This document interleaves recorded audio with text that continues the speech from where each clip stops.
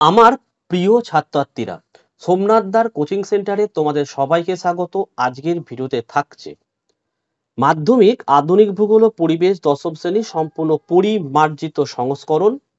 দেখো, রণজিৎ গড়াং। পঞ্চম অধ্যায় হচ্ছে ভারত।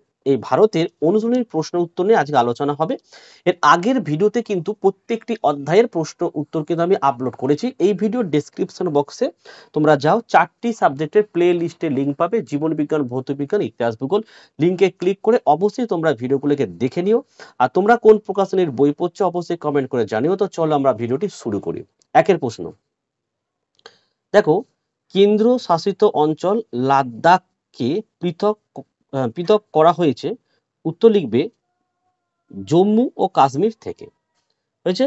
দুয়ের প্রশ্ন, জাফরান চাষে কোন মৃত্তিকা উপযোগী?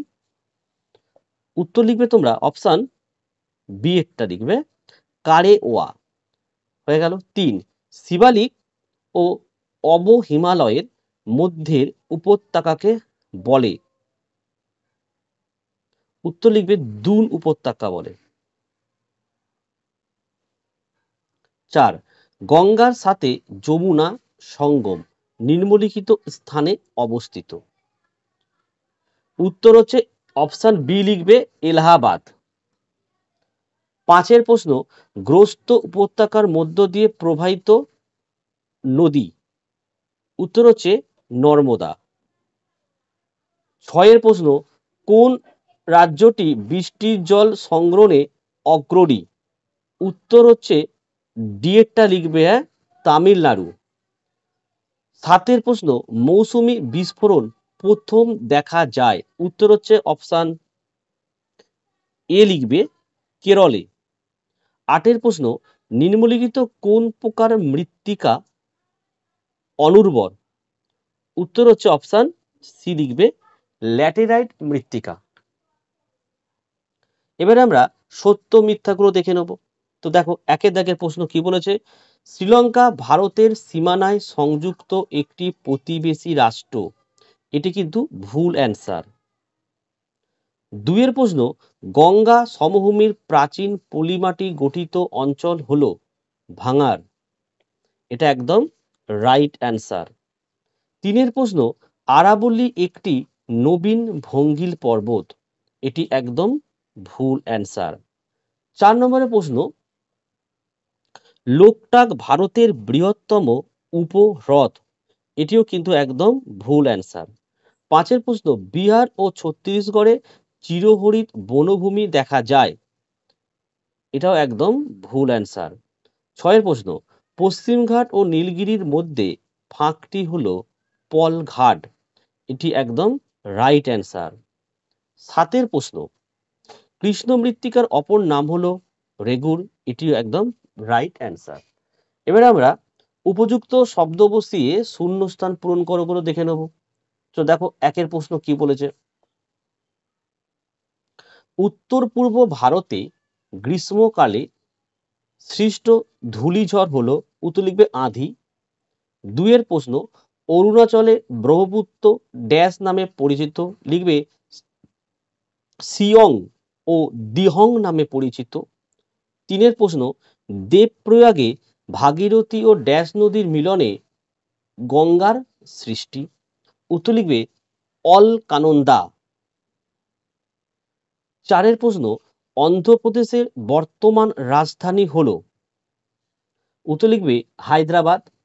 5 প্রশ্ন, ড্যাশ রাজ্যে ভারতে সর্বাধিক বন্যা হয়? উত্তর লিখবে আসাম। 6 প্রশ্ন, লাল বর্ণের ইটের মতো শক্ত মৃত্তিকা হলো ল্যাটেরাইট। 7 প্রশ্ন, শ্বাসমূল দেখা যায় ড্যাশ অরণ্যের উদ্ভিদে? উত্তর লিখবে ম্যানগ্রোভ। নেক্সট, 2-1 কথায় উত্তর দাও। প্রশ্নের মান 1। 1 প্রশ্ন কি বলেছে দেখো, তাল কি? 78 নম্বর পেজে দেখে নেবো। দেখো, উত্তরটা তোমার এখান থেকে লিখবে। দেখো, এই তাল কুমায়ুন হিমালয়ের হিমবাহ সৃষ্ট হ্রদগুলিকে স্থানীয় ভাষায় তাল বলে, যেমন নৈনিতাল, সাততাল, ভীমতাল ইত্যাদি। নেক্সট দেখো, 2 দাগের প্রশ্ন, বর্তমানে ভারতে কেন্দ্রশাসিত অঞ্চল কয়টি? পেজ 76 আমরা দেখে নেব।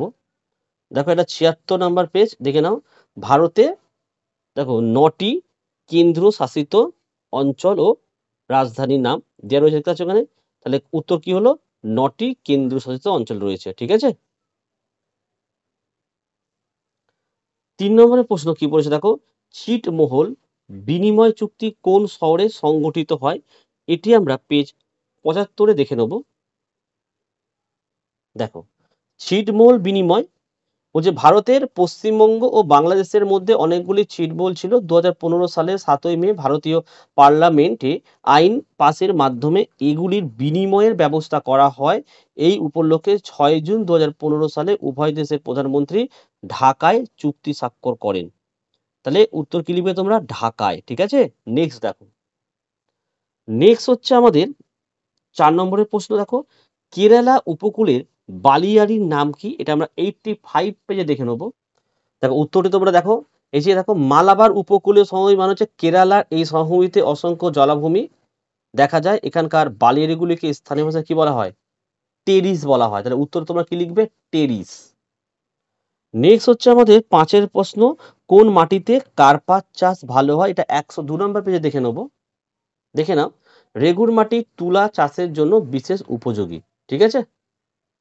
তাহলে আজকের ভিডিওটা আমি এই পর্যন্ত রাখলাম। পরের পার্টে আমি 2 নম্বর, 3 নম্বর এবং 5 দাগের প্রশ্নের উত্তরগুলো আমি তোমাদেরকে দেখিয়ে দেবো।